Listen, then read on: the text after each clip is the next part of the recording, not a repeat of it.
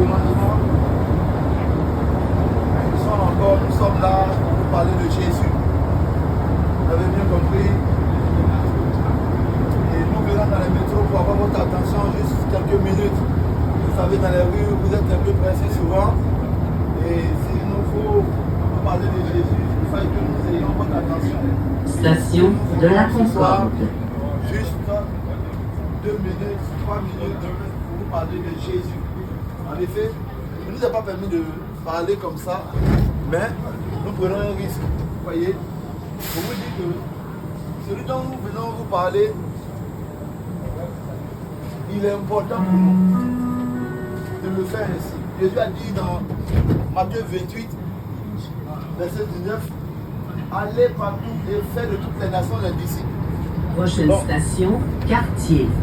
En ce lieu, nous sommes là pour vous juste vous annoncer l'évangile. On ne vous contraint en rien. L'évangile que je prêche ici, dans certains pays, lorsqu'on parle de ce Jésus-là, on peut même les abattre. Il y a des personnes qu'on a tuées comme ça, c'est simplement parce qu'ils ont parlé de Jésus. Juste pour faire comprendre à quel point ce Jésus-là, il est controversé, il est combattu. Vous allez bien remarquer, une des choses que les hommes ne veulent pas entendre, c'est la vérité. Jésus a dit, je suis le chemin, la vérité et la vie. Cette vérité est que Dieu n'est pas religieux. Dieu n'est pas dans une religion quelconque. Dieu, il est Dieu. Les hommes ont trouvé bon de créer plusieurs religions pour s'approcher de Dieu. Mais est-ce pour autant que environ 3000 religions qu'il y a dans le monde, est-ce pour autant que ces 3000 religions mènent à Dieu? Je ne pense pas. Une seule personne sur cette terre a dit, je suis le chemin, la vérité et la vie. Jésus-Christ est le seul être humain à avoir vécu cette terre né d'une femme vierge. Veuillez m'excuser, je sais. Aujourd'hui, vous avez la possibilité d'expérimenter Jésus. Comment? En lui ouvrant votre cœur. Pourquoi est-ce que chaque personne a besoin de Jésus? Parce que nous tous sommes pécheurs. Qui a une fois menti ici? Tout le monde. Qui a une fois volé? Tout le monde. Qui a une fois haï son prochain ou a dit du mal de l'autre? Tout le monde ici a une fois péché. Parce que l'être humain est né pécheur. C'est ainsi. Tu n'apprends même pas un enfant de 2 ans à mentir. Il ment naturellement. Même s'il a 3 ans. Même si personne n'a menti devant lui. Mais les hommes mentent naturellement. Parce que le péché est en l'homme. De même qu'il y a un remède lorsqu'il y a une personne fait la diarrhée, de même Dieu a un remède au péché. C'est Jésus. Seulement le sang de Jésus est capable d'effacer tout sorts de péchés. Que tu aies tué, que tu aies fait des avortements, que tu aies menti, que tu aies commis l'impudicité, l'adultère, tout sorts de péchés. Que tu aies fait du vaudou, toutes sortes de choses mauvaises que tu aies fait cette terre. Si aujourd'hui tu reconnais ta faute et que tu donnes ta vie à Jésus, Jésus viendra dans ta vie et Jésus changera ta vie, Jésus effacera tes péchés. Pourquoi il est si important de donner sa vie à Jésus? Parce que simplement, il n'y a que lui seul qui peut te sauver. Il y a environ quelques années, en 2015, avant d'accepter Jésus, il allait chez le marabout pour faire des médicaments, pour faire marcher le commerce qu'il faisait quand il était en Côte d'Ivoire. Il fumait la drogue, il fumait la cigarette, il buvait l'alcool, tout ça d'alcool. Il a goûté un peu à tous ces plaisirs-là. Mais partout, aller chez les prostituées, payer de l'argent pour coucher avec une nouvelle fille que je ne connais pas parce qu'elle me plaît bien. Il a fait tout ça. Il a goûté à toutes ces choses. Mais un seul jour, en 2015, j'ai ouvert mon cœur à Jésus. Et depuis ce jour, je peux vous le dire aujourd'hui, je n'ai jamais regretté d'avoir accepté Jésus dans ma vie. Si tu penses aujourd'hui que tu as besoin de beaucoup d'argent, c'est faux. Si tu penses aujourd'hui que tu as besoin d'une bonne femme, ce n'est pas d'abord d'une bonne femme que tu as besoin. Tu n'as pas besoin d'abord d'un bon mari. Tu n'as pas besoin d'abord d'un bon revenu. Henri Bourassa. On voit aujourd'hui les enseignants grèvent. Mais sinon, tout le monde a besoin, ce n'est pas d'abord de l'argent. L'être humain a besoin de Jésus. L'être humain a besoin de Dieu. Et Dieu s'est révélé à l'homme en la personne de Jésus. Chaque pays a une ambassade qui la représente dans des pays étrangers. Et moi aujourd'hui, je suis en ce lieu en tant qu'un ambassadeur de Jésus pour défendre les intérêts de Jésus. Et vous dites aujourd'hui, Jésus est mort pour vous. Et il est dans votre avantage d'accepter Jésus. Mais vu la royauté et qui est Jésus, Jésus ne force personne. Si vous avez bien remarqué, une chose qui est bonne, une chose qui peut te faire du bien, on ne te force pas pour te donner cette chose. On ne te force pas. On te propose. Est-ce que tu le veux? Mais si on te force à prendre quelque chose, c'est que ce n'est pas une bonne chose. Si on te contraint de prendre une chose, c'est que ce n'est pas pour ton bien. On propose ce qui est bon. On ne force pas. Parce que là où il y a, la Bible dit que là où Dieu est, il y a la liberté. C'est pourquoi dans le jardin d'Éden, pour ceux qui connaissent l'histoire d'Adam et Ève, Dieu a dit où est le fruit là, l'arbre. De ce table-là, ne mangez pas. Mais d'aucuns diraient, mais pourquoi est-ce que Dieu n'a pas coupé l'arbre? Il ne veut pas que les hommes soient tentés. Parce que, bien aimé, Dieu est un Dieu qui accorde aux hommes le choix. Avec Dieu, Dieu n'est pas un méchant Dieu. C'est ça que Dieu ne contraint pas les hommes à le suivre. Excusez, madame. Dieu propose aux hommes. Dieu donne le choix aux hommes.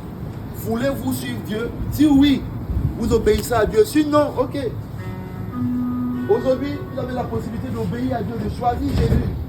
Pour que Jésus soit votre Dieu. C'est le choix là que j'ai fait. En 2015, qu'est-ce qui a fait que j'ai donné ma vie à Jésus? J'ai entendu la voix de Dieu audiblement. Est-ce que je dis la vérité? Et si je ne disais pas la vérité, pourquoi est-ce que je te mentirais? Là est la question. Je ne suis pas en train de t'inviter dans mon église. Je ne suis pas en train de te demander, crois en Jésus et donne-moi l'argent. Non. Je suis en train d'annoncer Jésus.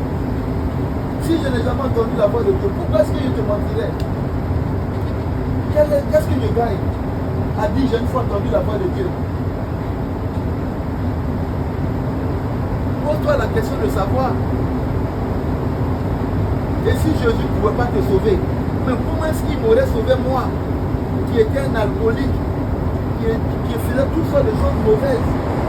Si Jésus a pu me sauver, c'est que Jésus peut te sauver aussi. Mais tu me dirais, mais Jésus c'est le Dieu des Noirs. Bien aimé, dans ce pays du Canada, j'ai vu tellement d'églises que je n'ai vu dans mon pays. Dans tous les quartiers de Montréal, il y a des églises partout. Et pourquoi est-ce qu'un pays dans lequel tu te dirais que Dieu n'existe pas, pourquoi est-ce qu'il y aurait tant d'églises? Ça veut dire que ceux-là qui ont habité Montréal avant toi, ils croyaient en Dieu. Et peut-être que les gens étaient déçus par la religion. Je suis même annoncé que la religion ne sauve personne. La religion ne sauve personne. Celui qui sauve, le sauveur, c'est Jésus. Tu as besoin d'accepter Jésus comme ton Seigneur et ton Sauveur. C'est alors que Jésus va te sauver. Si tu vas à l'église catholique chaque dimanche, ça ne te sauvera pas. Tu as besoin de rencontrer Jésus et lui donner ta vie. De te soumettre à Jésus. C'est alors que Jésus peut te sauver.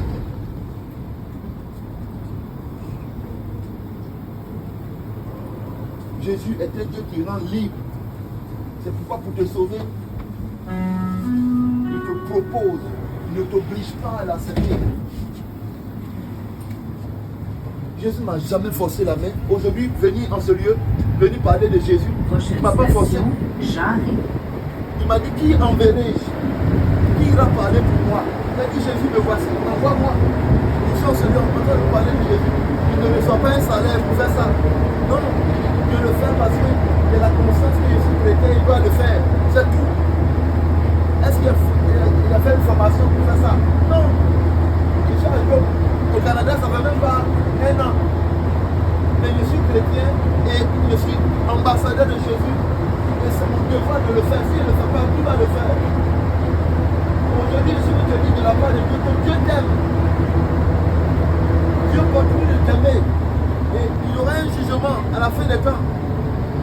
Tu vas me demander à moi, est-ce que tu es à parler de Jésus? Je dirai oui.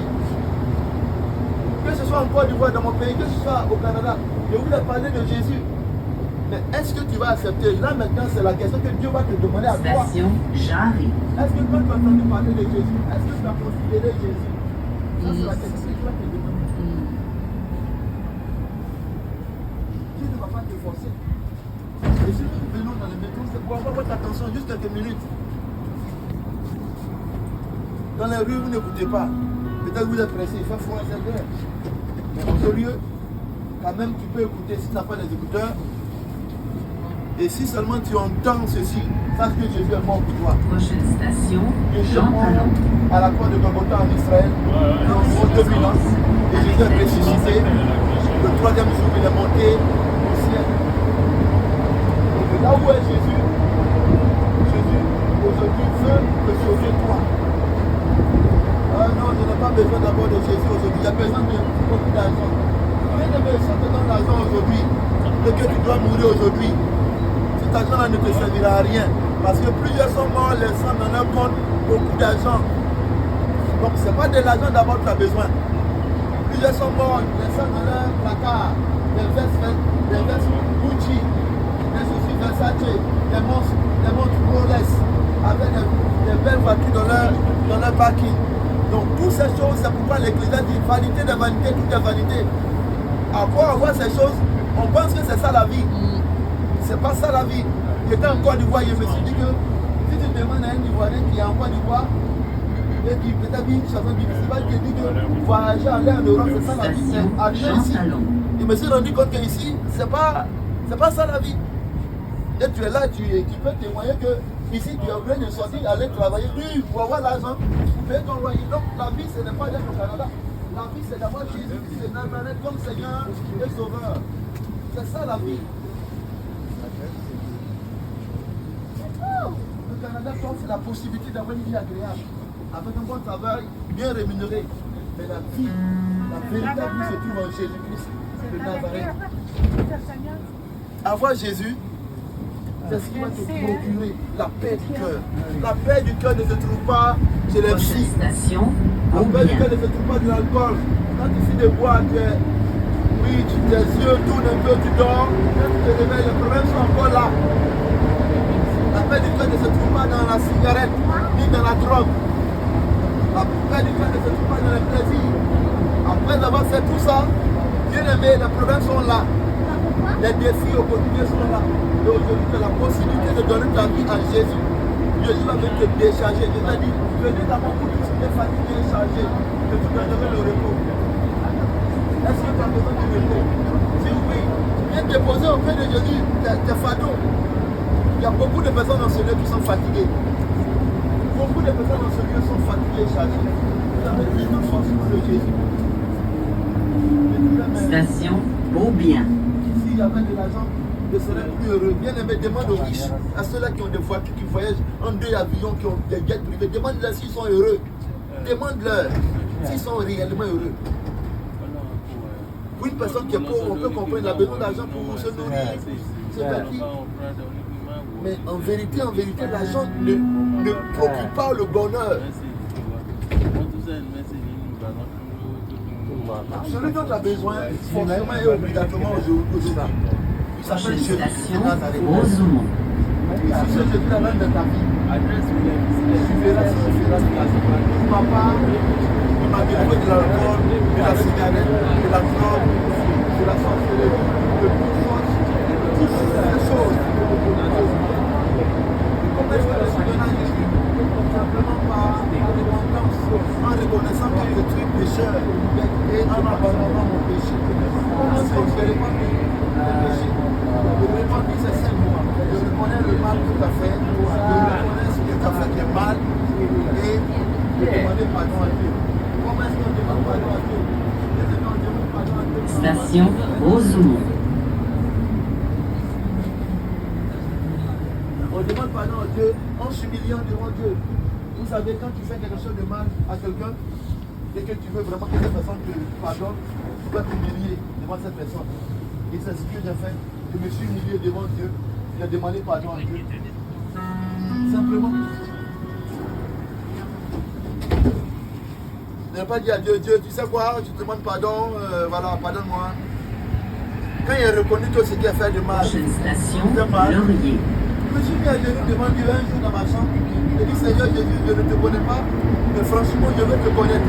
Sauve-moi. Parce que ce qui a fait de mal, pardonne-moi. Je reconnais ce qui a fait de mal. Sauve-moi.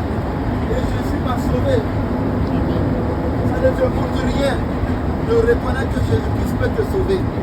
Mais l'orgueil de l'homme, oh non, on ne m'a pas dit ça, mes parents ne m'ont pas dit ça. Oh non, je ne connais pas Jésus.